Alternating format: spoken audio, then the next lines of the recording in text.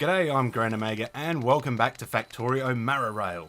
In the last episode, we continued to increase basic production, continued to research, thwarted a biter attack before it happened, and learnt that preparation is key. So right off the bat, we're just increasing the mining for iron, because that was starting to slow us down quite a lot. I looked into the labs, the ratios and all that sort of thing, and the maths is quite interesting. I encourage you to check out the Factorio wiki, because that explains all in greater detail, and that's something that we've got to fix up as well. So turret research is finished, but right now I'm just quickly putting in a wooden chest to collect up some gears to speed things up just a little bit more.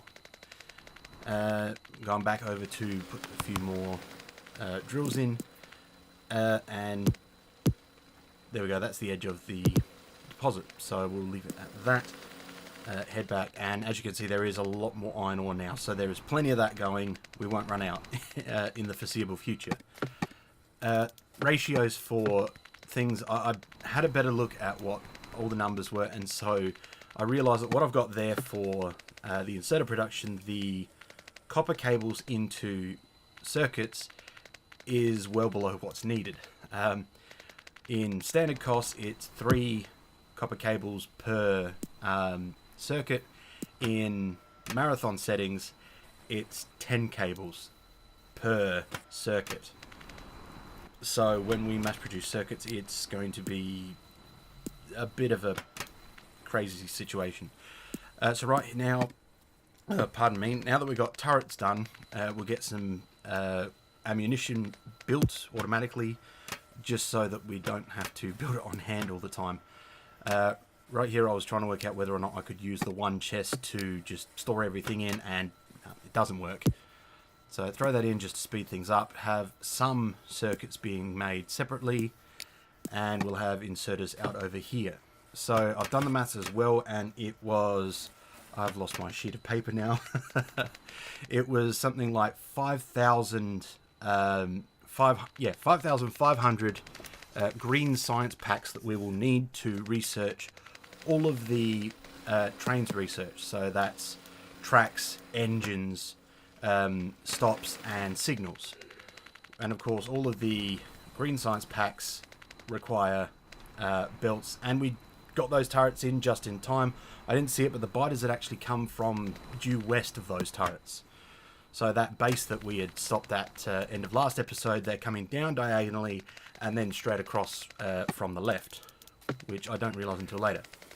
But so yeah, green science packs need inserters and conveyor belts, and so it's, what am I on about? It was a 1-to-1 in standard, and it's still 1-to-1. So as I said, we need 5,500 green science, so we need 5,500 belts and inserters, so that's going to take a little while. So where are we up to? Speed up that collection. So of course we're going to need both of those at the same time anyway. Speed up the creation of gears. There we go, and that's all speeding that up a bit more. So it's not going to take quite so long for the inserters that we need, but it's still going to take a little while. Iron is still not exactly fast, sped up much at all, but that will come. So right now, just checking the resources in the red science assembly systems, like a better wording. Power's still going all right, thankfully. As you can see, the pollution is very much out to the northwest and everything, but so far we haven't seen anything down to the south. So just throw in a couple of turrets just to try and protect the potential first targets. And we have steel done. So what are we going to do now? Oh, lights. That would be a good idea. Power is still going perfectly fine because, well, at least we've got the other extra lot of steam engines already in place, so that'll be nice and quick to fix up. That one's run out of resources to make packs, so we might as well clear that one up. And somewhere around here I start putting in a different system for the red science. So the maths involved is, I'm not going to bother explaining it, it's easier to just check the wiki.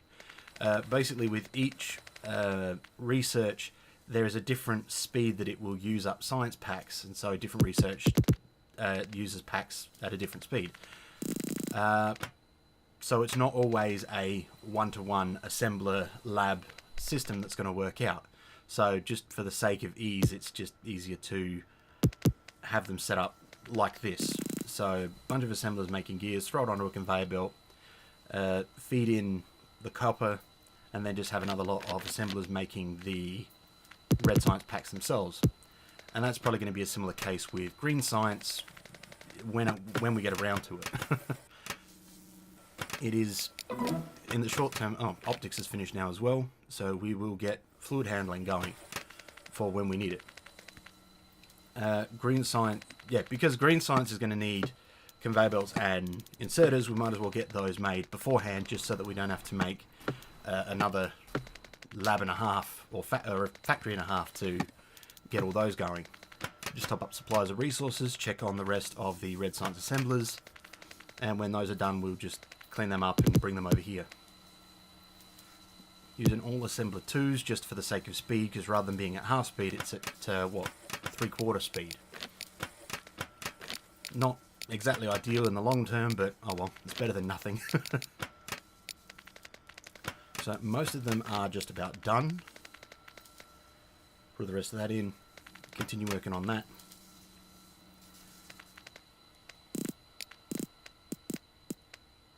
And I've lost track of where I'm at.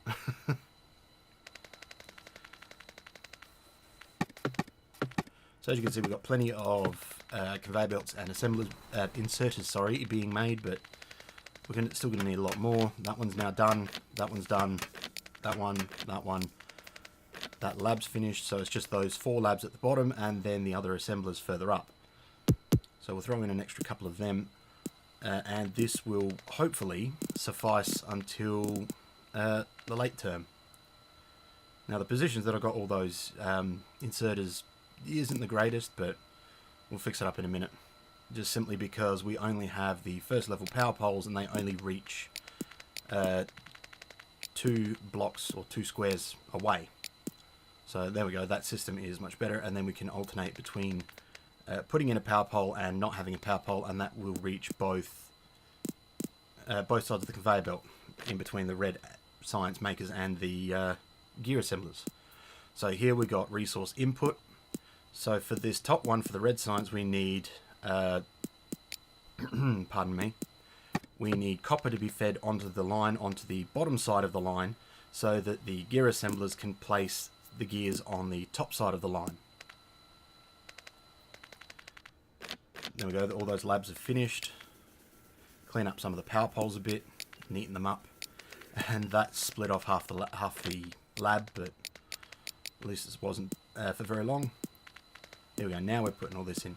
So as you can see, the 2 spaces hitting both the top and the bottom lot of inserters. Clean all that up, and we'll put the labs on this side. So red science will come out of that, be put on the top side of the belt, and then we'll be able to feed in the green science on the bottom half of the belt.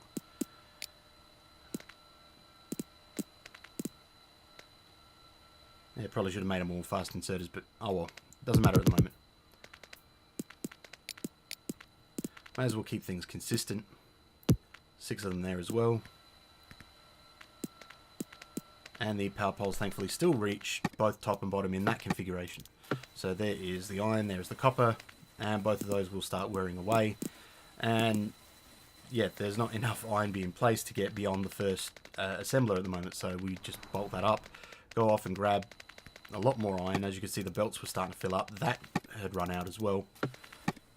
Throw in a bit more copper there, and eventually it's just a case of walking around and just throw all the copper into all the iron and copper plates into the chests and just leave them go. So at least we have maximum ammunition at the moment as well, so in the short term, if we need to make more turrets, we can load them up as well. And now we're finally getting some lights, so it won't be so dark for you guys watching. And somewhere along the lines, I will put in some more chests, so it's we're actually holding on to the right number of supplies. Put in a couple out here on the iron deposit. Come back across. Light up this area and the labs. Let me know, you guys as well, if you want me to light up all the belts that are running around the place. I don't see much point, but if it means that you guys are going to be able to see things better, then so be it. Now, we've got an attack.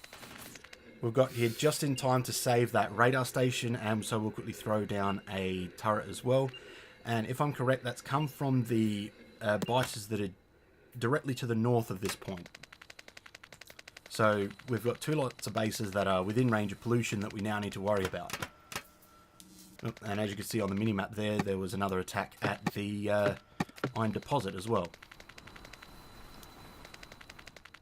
Still grabbing more iron, loading things up. That's run out again, that's run out as well. Don't have many gears stocked up, but oh well, that doesn't matter.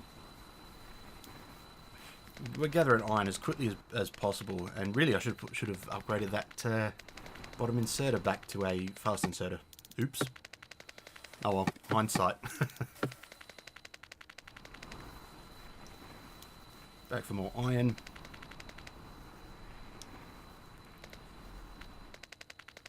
And still waiting, still working out what else to do.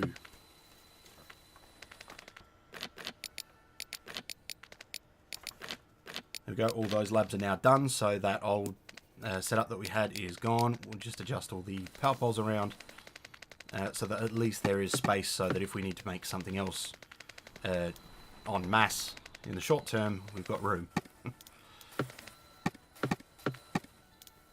And somewhere along the line, I think I upgrade those gear assemblers on the iron belt, on the conveyor belts as well. So steel furnaces, just having a look. Steel furnaces are double the speed of stone furnaces, and so it'd be worthwhile upgrading to them at some point. But the resources needed are a little bit expensive at the moment. That, and we're still not got enough iron really for everything that we need. So coal. Yeah, that's right. I'll go exploring just to find out where the pollution is down this end and to try and find a closer coal deposit. But out this way you can see all the forests, and that's what's keeping things safe. There is a biter base down there, but the pollution is only about where the end of the end of the desert area is. I think I said that the right way around. We come back over here. There's a little land bridge over to this area, which is somewhere else that the pollution was going, but it's stopping at that land bridge, which is interesting. So right now the only bases are to the north, and there was another attack. So it's definitely come from that point there. Come up, check it out, but it's not a good idea to take that on just yet. We're still using a pistol with basic ammunition. Sure, we've got plenty of ammunition, but considering how much of a pain all of those biters were last time, it's probably not smart to take them on just yet. We will get either a machine gun or the armor-piercing ammo before taking them on. So iron stockpiled up a bit more, so we should be able to stock things up a bit more as well. Throw a whole lot into there as well. So as you can see, that chest is almost full of conveyor belts, and so now we've got to look at the getting some steel for the steel chests. Goodness, pardon me. So steel is 10 iron plates, and it takes 35 seconds to cook up a piece of steel. So that is going to make things quite interesting, because the ratios are going to be crazy. There you go, 35 seconds with 10, and it's only like 1 or 2 ore and about 5 seconds worth to make an iron plate. So later down the track, it's going to be rather interesting, or it's going to be rather huge, trying to keep everything going. And I forgot to set my steam to what do you call it, do not disturb or whatever. So oh well, hey people, you're on YouTube now.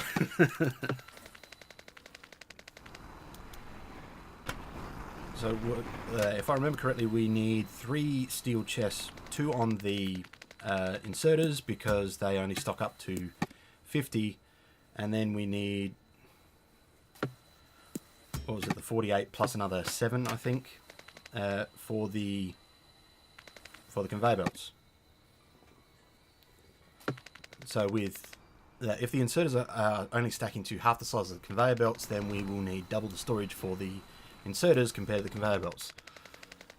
The maths is a bit overwhelming if you're not fond of it, so yeah, Factorio might not be for you if you hated maths in school. If you enjoy watching it, great. But yeah, if you're not very mathematically minded, you might want to give things a bit of a miss, but keep watching all the same. So just mark that out there, and rather than putting in inserters and putting them on the ground, we will leave that for now. Just counting out all the slots there and closing off the extra ones that we don't need. Waiting for iron again. And there's another attack off by the iron deposit again. And it is that biter base once more. So that will probably be the first one that we need to clear out. Sure, it's not an issue at the moment, but everything will, or the biters will still evolve over time. So just grab a drink. So that's all chugging along quite nicely. There we go now. They've been upgraded so they're a bit quicker. And we will upgrade the inserters over to fast inserters. Oh, there's those ones. And there's another attack that was on the radar that time. But I didn't notice it when recording.